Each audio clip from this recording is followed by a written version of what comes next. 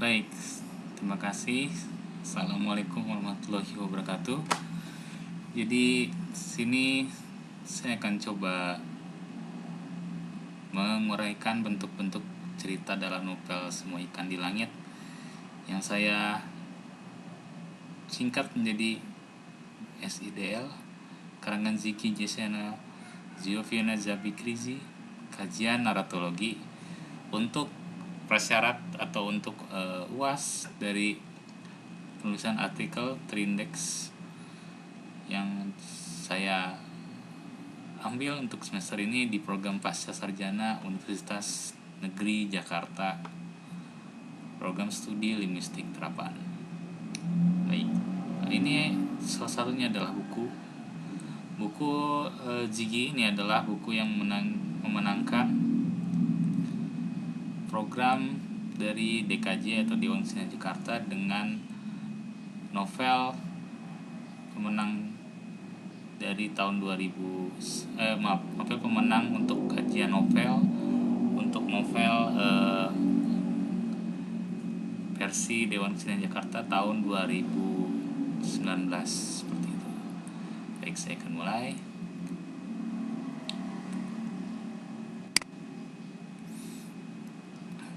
Oke, ini adalah konten dari pendahuluan. Isinya adalah pendahuluan, kemudian ruang bercerita, naratologi, metode penelitian, pembahasan, dan simpulan.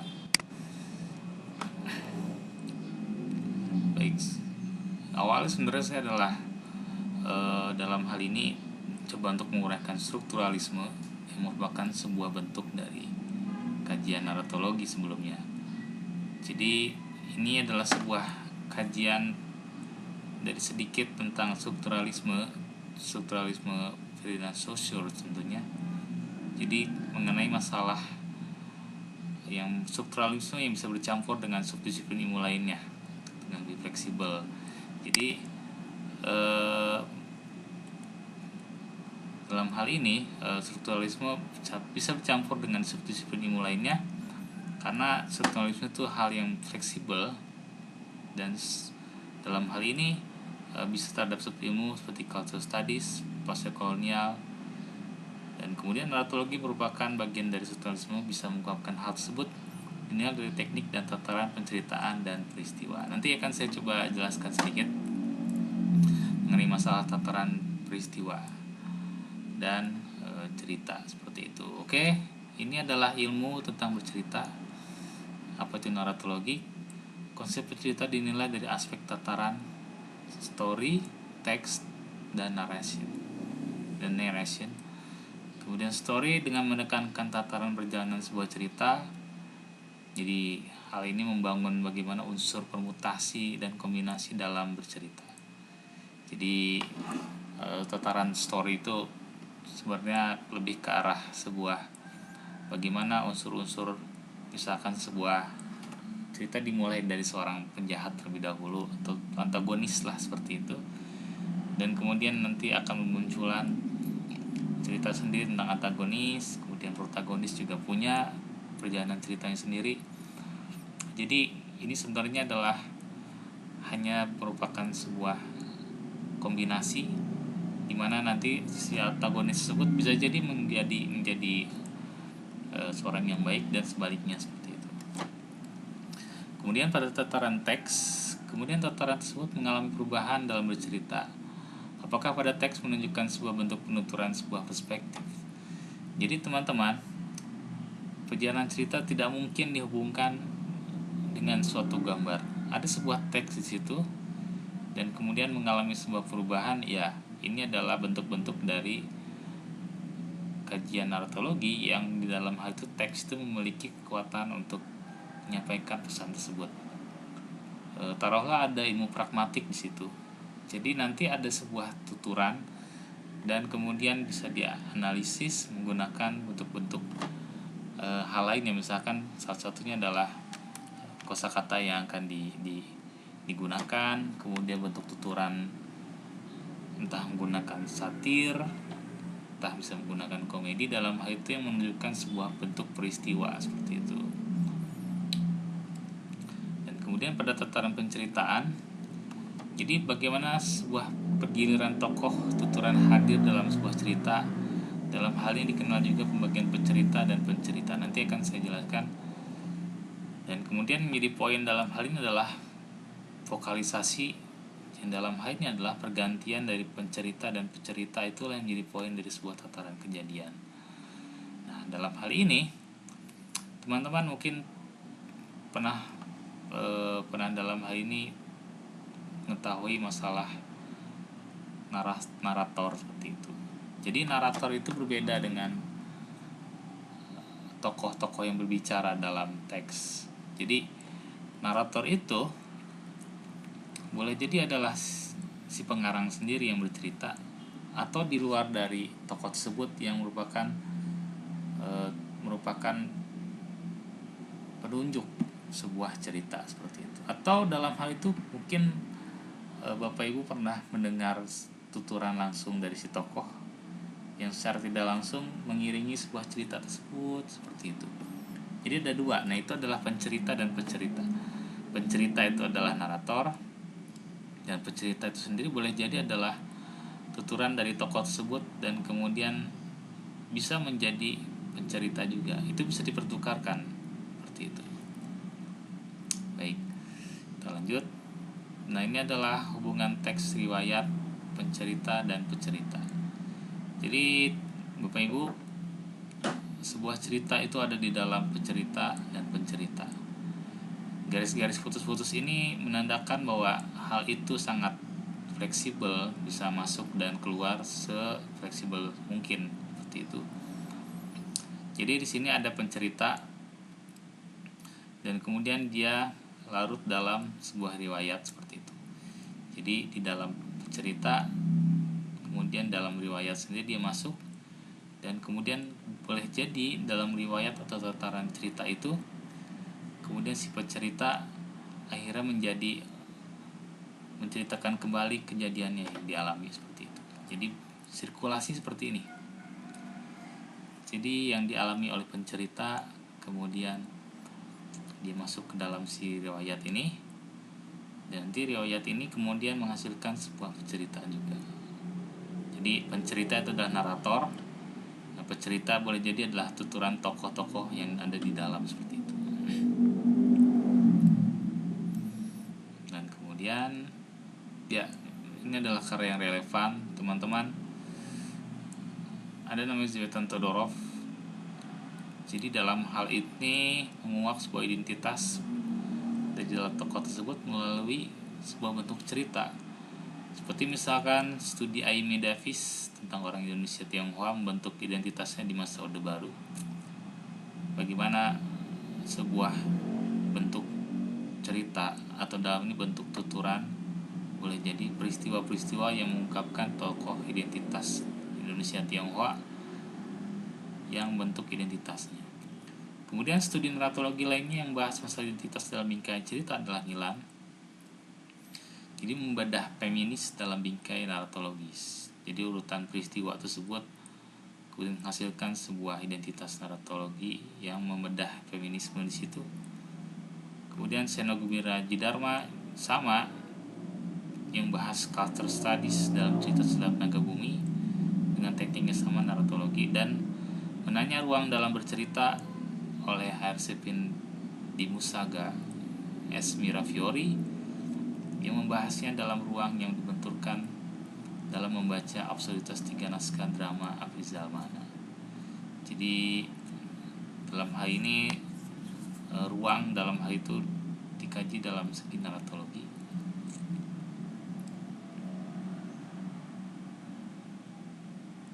Ini yang menjadi bagian dari penelitian ini sebenarnya. Jadi inti dari penelitiannya adalah seperti ini.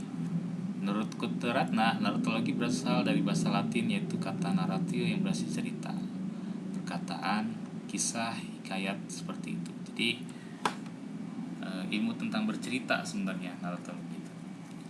Kemudian pokok naratologi terbagi dalam 5 hal, yaitu order atau tata yang merupakan hubungan antara peristiwa nyata, peristiwa kronologis dengan peristiwa-peristiwa yang diatur kembali sebagai dekronologisasi, duration atau durasi. kemudian duration atau durasi merupakan hubungan antara waktu cerita yang telah berlalu. Frekuensi adalah hubungan potensial antara cerita dan pencerita sebagai repetisi. Kemudian tutur menceritakan cerita, dan kemudian penceritaan dan latar belakang sosialnya dan modus. Kemudian adalah berbagai bentuk yang digunakan untuk menjelaskan intensitas yang dibicarakan menurut Gannett dalam kutipan. Jadi ini pokok-pokoknya sebenarnya, tapi yang aspek yang paling utama adalah masalah frekuensi sebenarnya. Jadi bagaimana hubungan cerita dan penceritaan sebagai repetisi.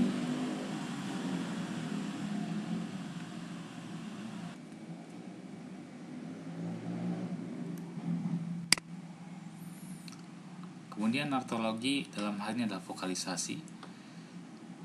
Gannett kemudian menawarkan istilah vokalisasi yang lebih dekat berhubungan dengan pengisahan. Kemudian vokalisasi berasal dari kata fokus yang berarti unsur yang menunjukkan sesuatu, pusat pandang atau pusat perhatian. Vokalisasi dalam kaitan dengan posisi pencerita digunakan oleh Luxemburg. Jadi dua jenis, yakni vokalisasi intern soliloquy itu seperti misalkan bicara dalam hati, kemudian vokalisasi eksternal atau sudut pandang seperti itu. Jadi ketika bicara, tokoh-tokoh berbicara seperti itu, dia mempunyai sebuah tuturan sendiri. Misalkan tokoh A bicara, tokoh B berbicara seperti itu. Tetapi dalam hal ini tuturan langsung seperti itu. Tidak ada misalkan dalam hati, tidak ada misalkan dalam pikirannya seperti itu. Jadi kita membedakan dalam hal ini sebuah tuturan yang masih dalam pikiran dan kemudian tuturan yang sudah ada dalam sudah dituturkan secara langsung seolah-olah dalam teks seperti itu. Jadi bisa bedakan mungkin dalam hal itu. Nah, ini adalah bentuk pembahasan, atau dalam hal ini apa yang akan dibahas, 3 hal ini sebenarnya yang akan saya coba uraikan. Penentuan subjek dan objek dalam vokalisasi, vokalisasi internal dan eksternal, vokalisasi keluar dan dari dalam.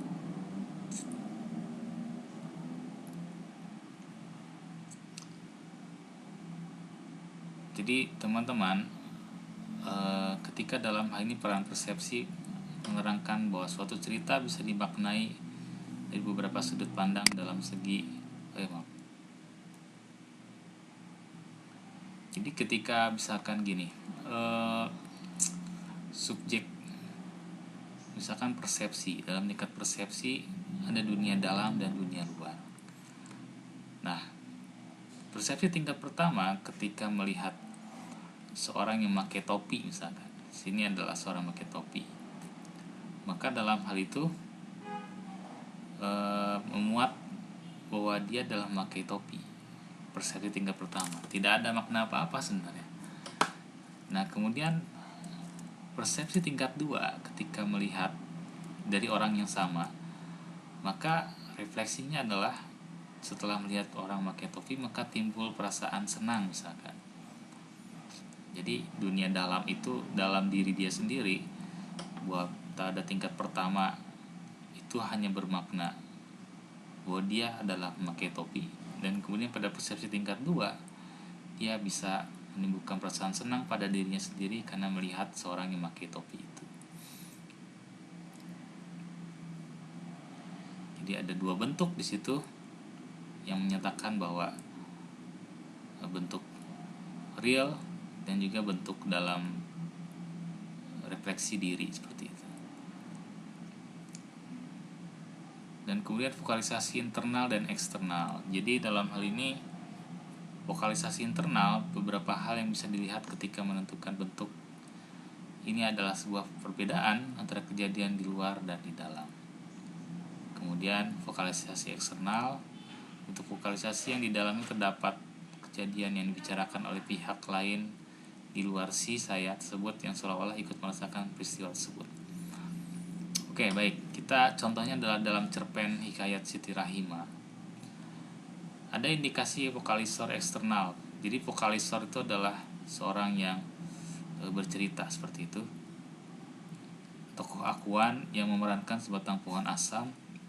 Kemudian akuan yang lainnya adalah seorang perempuan. Jadi pada paragraf pertama vokalisornya adalah aku, artinya adalah tokoh tuturannya adalah aku yang mengaku dirinya adalah sebatang pohon asam. Dia mengakui hal itu di hadapan tokoh lain yang disebutnya tuan. Jadi tokoh pertama adalah batang pohon, kemudian tokoh yang lainnya adalah tuan. Dan kemudian pada paragraf kedua, si aku yang pohon asam itu tiba-tiba mengambil jarak terhadap dirinya yang lain, yaitu si aku yang manusia. Kemudian mulailah bercerita tentang dirinya ketika menjadi manusia.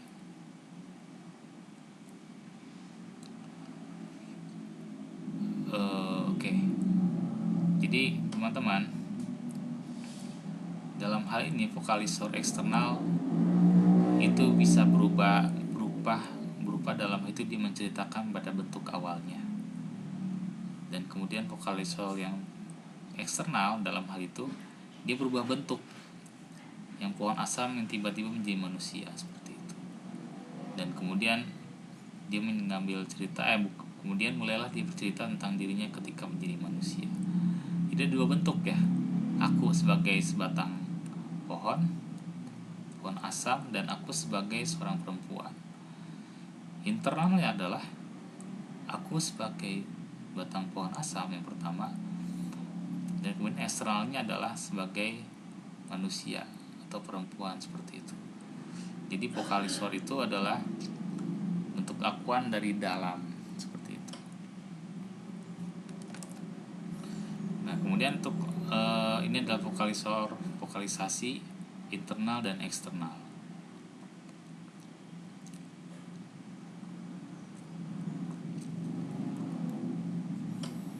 Kemudian vokalisasi dari dalam dan dari luar. Sebentar. Oke. Ya. Dan kemudian yang ketiga adalah vokalisasi dari dalam dan dari luar. Teman-teman, vokalisasi ke dalam dan keluar didasarkan pada sejauh mana vokalisor bisa mendeskripsikan aspek-aspek yang berada pada objek vokalisasinya. Misalkan tokoh saya, Bus, dalam novel Semua Ikan di Langit menjadi vokalisor internal karena mendeskripsikan beliau lalu mengambil sebuah wadah kecil bentuk kotak yang berwarna coklat. Kemudian vokalisasi keluar merupakan sebuah penggambaran atas sebuah peristiwa dengan bentuk saya seolah-olah tahu kebiasaan dari setiap tokoh lainnya. Jadi dalam hal ini tokoh saya itu Bus misalkan dalam novel ini menjadi vokalisasi internal karena bisa untuk mendeskripsikan secara real tokoh yang lain seperti itu. Dan kemudian vokalisasi keluar merupakan sebuah penggambaran atau sebuah peristiwa dengan bentuk saya yang seolah-olah tahu kebiasaan dari setiap tokoh lainnya. Jadi dua hal yang berbeda. Yang satu mendeskripsikan secara real, yang satu mendeskripsikan secara refleksi tadi. Artinya dia maha tahu dalam hal itu ketika bercerita di dalam sebuah cerpennya. Nah kemudian yang vokalisasi dari luar adalah contohnya misalkan Marni memandang potret keluarga itu sudah agak buram sebenarnya, bahkan telah berwarna coklat tua, tidak hitam putih lagi. Marni meluruskan kakinya di kursi malas. Kursi malas tersebut terbuat dari rotan yang sudah reot. Ia ingat kursi malas itu dulu milik kakeknya. Tempat kakeknya juga suka meluruskan kaki. Jadi vokalisasi dari keluar itu sebenarnya adalah seorang yang bertutur, yang dia maha tahu apa yang telah terjadi sebelumnya. Itu adalah vokalisasi atau bentuk cerita yang memang dia maha tahu. Nah baik, metode penelitian sini adalah bentuk pembacaan terutama sebelumnya, dan kemudian catat kutipan-kutipannya, apakah jenis vokalisasi itu masuk ke dalam 3 karakter atau 3 jenis itu. Kemudian metode penyajian setelah ditulis dan dicatat, maka dianalisa dan menggunakan metode deskriptif analitik. Metode penyajian hasil analisis data dilakukan dengan metode formal dan metode informal. Oke, kita tiba pada hasil dan pembahasan. Baik, ini adalah pembahasan dari penentuan subjek dan objek vokalisasi dalam novel Semua Ikan di Langit. Jadi subjeknya atau vokalisor itu adalah saya. Kemudian perasaan ingin cintai beliau, objeknya dia adalah menerangkan dari si beliaunya itu. Dan kemudian saya, kemudian refleksinya bahwa dia adalah keheranan dengan tokoh Bastet, sang dewa kucing. Dan tokoh subjek saya pun kemudian memandang sebuah objek vokalisasi, artinya kecoa yang anggun, gerak-geriknya tenang dan berwibawa. Dan ada lagi tokoh-tokoh seperti ini yang kemudian bentuk-bentuknya adalah berupa penjelasan mengenai refleksi dari apa yang dia lihat seperti itu.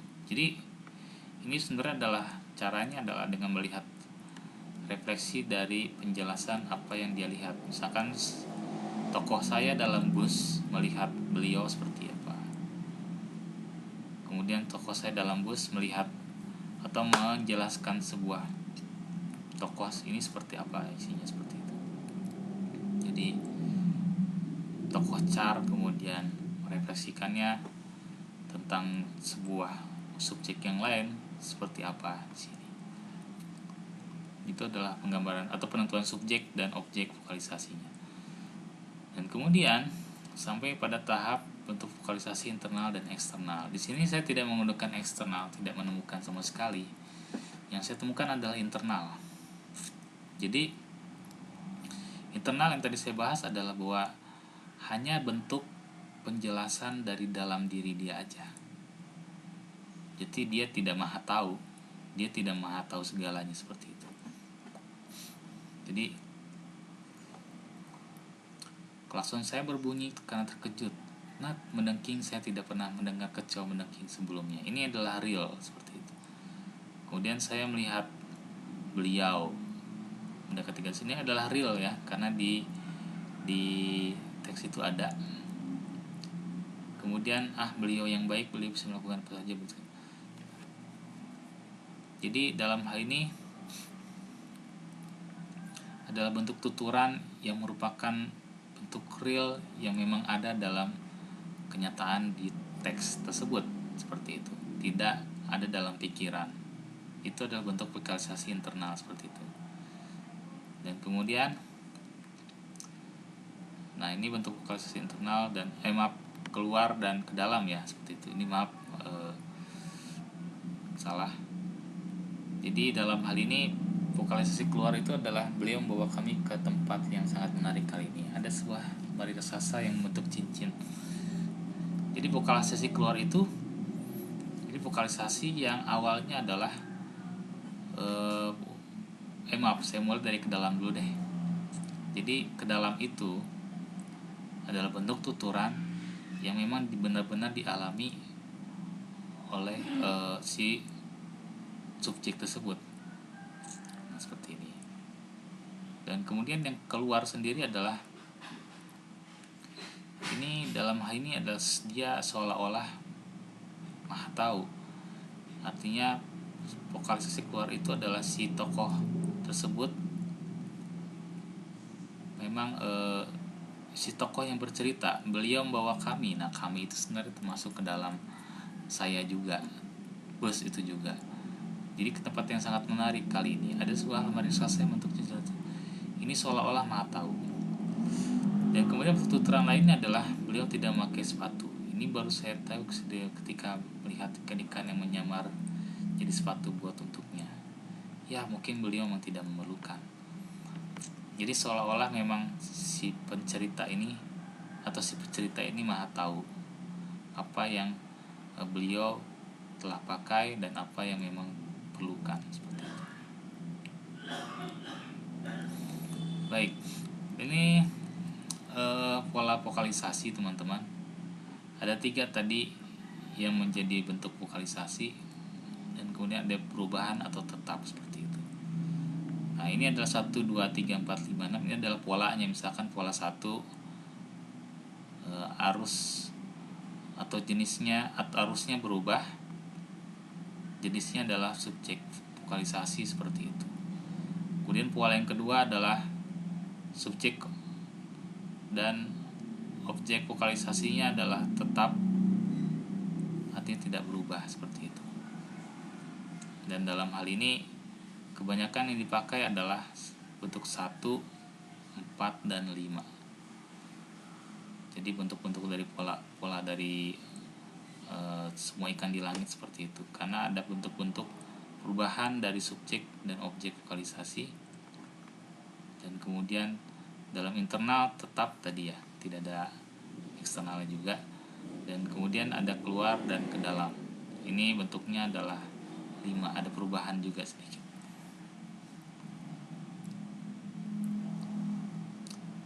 Oke, dari hasil simpulan bahwa kajian narratologi bukan mengkritik atau membandingkan mana yang lebih baik dalam penceritaan. Kajian ini hanya menguraikan penceritaan sebuah bentuk dalam teks lewat tuturan dari tokoh-tokohnya.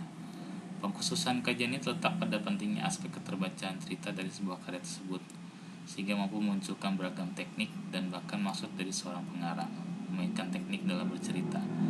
Aspek temuan yang dinamis menandakan bahwa pengarang sudah mempunyai pengetahuan yang detail dan jelas ketika memainkan arus vokalisasi dari berbagai macam tokoh, sehingga dari deskripsi tersebut bisa dikembangkan menjadi sebuah ideologi, gender, bahkan feminisme dari cara tiap tokoh bercerita.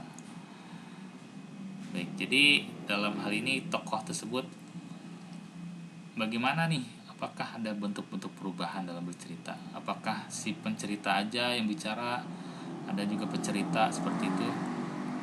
Maka perubahan-perubahan tersebut sebenarnya adalah pemetaan yang sudah dipikirkan sebelumnya seperti itu. Jadi sebuah cerita itu tidak dipikirkan secara salah-salah, tapi juga harus ada sebuah teknik yang menarik seperti itu, dimana seorang narator itu juga bisa bergantian bercerita dengan tokoh-tokoh. Seperti itulah tren nanti ke depannya seperti itu. Baik, terima kasih. Sekian. Wassalamualaikum warahmatullahi wabarakatuh.